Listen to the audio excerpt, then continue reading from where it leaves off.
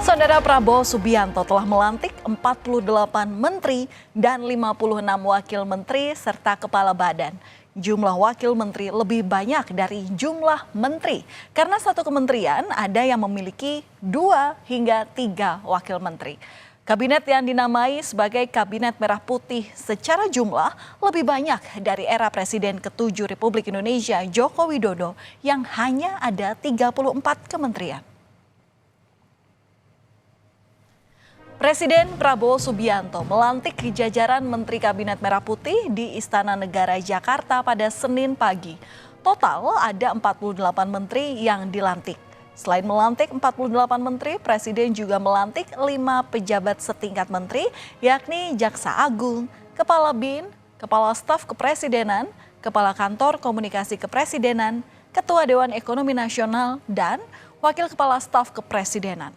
Usai membacakan keputusan Presiden tentang pengangkatan kepala lembaga setingkat menteri, Presiden Prabowo membacakan sumpah jabatan yang diikuti oleh para menteri dan 5 pejabat setara menteri. Bahwa saya akan setia kepada Undang-Undang Dasar Negara Republik Indonesia Undang-Undang Dasar Negara Republik Indonesia tahun 1945 serta akan menjalankan segala peraturan perundang-undangan dengan seluruh-seluruhnya demi dharma bakti saya kepada bangsa dan negara. Bahwa saya dalam menjalankan tugas jabatan akan menjunjung tinggi etika jabatan.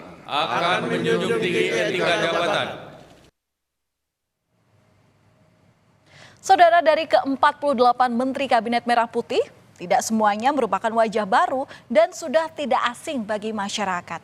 Tercatat ada 16 menteri yang menjabat di masa pemerintahan Presiden ke-7 Republik Indonesia Joko Widodo yang kemudian dipercaya kembali di Kabinet bentukan Prabowo Subianto. Ada yang kembali dipercaya di kementerian yang sama, ada pula yang ditugaskan di kementerian baru.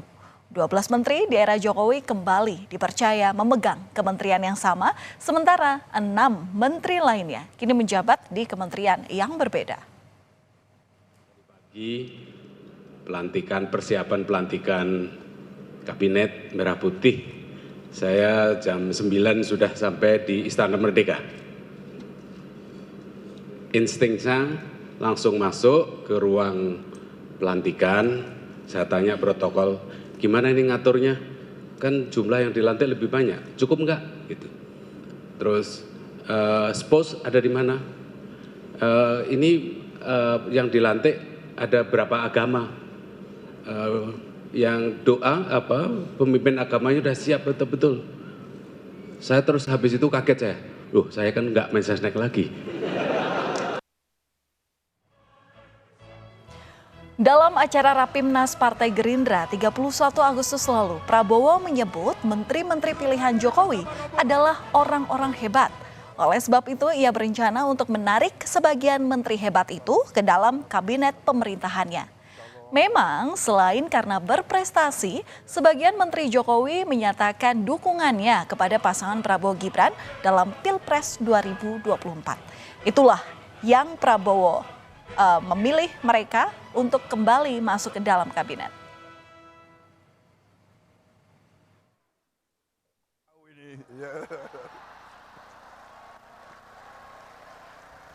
Pak, maaf Pak, karena Bapak pilih orang-orang hebat, mungkin sebagian dari mereka di kabinet saya Pak nanti ini. Tapi saya sudah tahu akal kalian.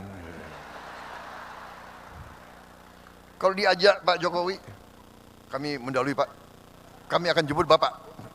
Bukan jemput Bapak, dia takut diajak itu. Terjawab sudah, saudara, siapa saja tokoh yang tergabung dalam Kabinet Merah Putih? Bila sebelumnya ada pesohor Raffi Ahmad dan juga Yovie Widianto yang sempat dipanggil ke kediaman Prabowo di Kertanegara, Jakarta, kini saat pelantikan tak ada Raffi maupun Yovie, melainkan Giring Ganesha dan Taufik Hidayat. Hilangnya nama Raffi Ahmad dan Yovie Widianto dalam pengumuman susunan Kabinet Prabowo tak terlalu mengejutkan. Pasalnya, Raffi dan Yovie juga tak dipanggil dalam acara pembekalan calon menteri dan wakil menteri di Hambalang pada Kamis 17 Oktober 2024. Menurut keterangan Bima Arya, Raffi Ahmad dan Yovie Widianto diberi tugas khusus oleh Prabowo Subianto.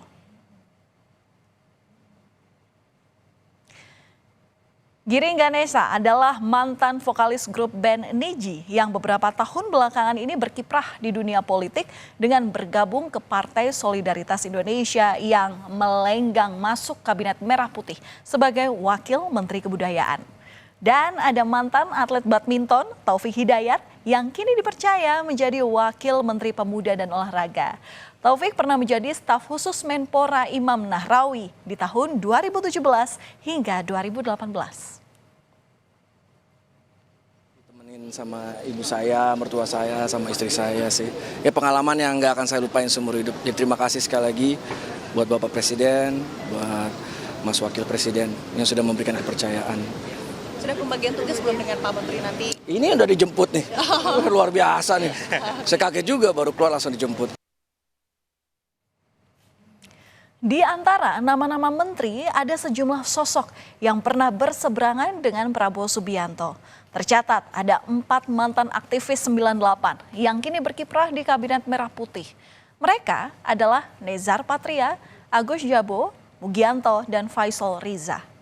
Nezar Patria mulai dikenal setelah jadi Sekjen Solidaritas Mahasiswa Indonesia untuk Demokrasi.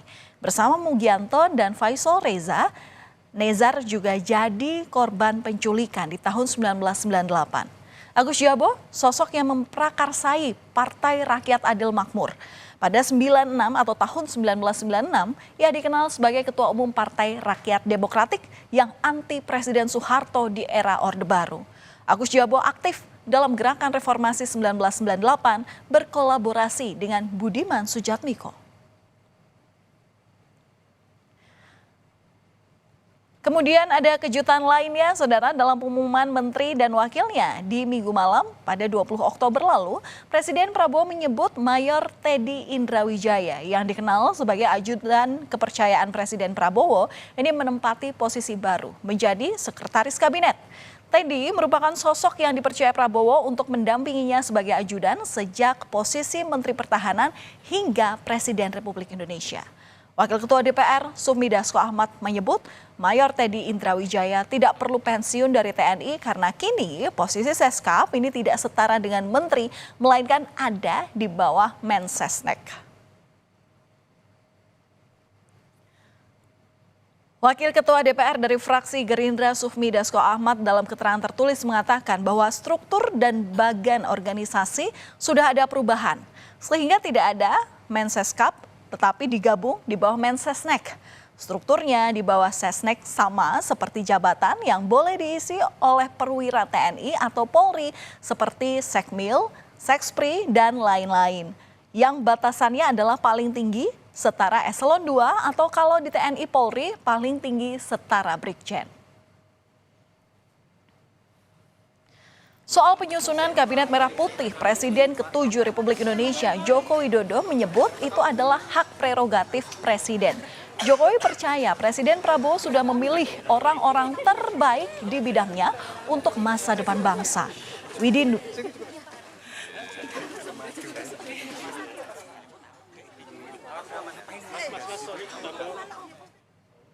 Semuanya 100% itu hak prerogatif Presiden. Semuanya saya kira sudah lewat pertimbangan-pertimbangan yang matang. Siapapun yang telah dipilih itu pasti melalui pertimbangan-pertimbangan yang matang, melalui kalkulasi-kalkulasi yang juga matang. Saya meyakini yang dipilih Pak Prabowo adalah yang terbaik dari yang ada. Sementara itu, pengamat politik Universitas Al-Azhar Indonesia Ujang Komarudin menyoroti sejumlah permasalahan yang diharapkan bisa diatasi Kabinet Merah Putih, mulai dari hukum, pemberantasan korupsi, dan masalah ekonomi. Ujang menekankan 100 hari pertama adalah masa krusial untuk melihat kinerja awal para menteri kabinet yang baru. Menjadi instrumen yang penting untuk menjadi PR Pak Prabowo untuk ditegakkan. Sekaligus juga bagaimana pemberantasan korupsi. Dalam bidang ekonomi, tantangannya tidak mudah, sangat berat ya. Bagaimana Pak Prabowo ingin pertumbuhan ekonominya 8%, di tengah-tengah pengangguran yang banyak, di tengah-tengah PHK yang terus bergulir. Oleh karena itu ya kita tunggu apakah mereka mampu atau tidak, kita ukur ya paling tidak dalam 100 hari ke depan. Bisakah menyelesaikan persoalan hukum atau mampukah mereka menyediakan lapangan pekerjaan? Kita tunggu kinerja mereka. Kabinet Merah Putih sudah dibentuk dan diresmikan dengan pelantikan di Istana Kepresidenan Jakarta. Formasi kabinet yang dibentuk merupakan gabungan antara partai politik, para ahli atau profesional, loyalis, dan relawan atau tim sukses saat kontestasi Pilpres lalu. Setidaknya 100 hari ke depan, publik menantikan gebrakan para menteri baru untuk menuntaskan permasalahan seputar hukum dan ekonomi. Selamat bertugas para menteri dan wakilnya di Kabinet Merah Putih.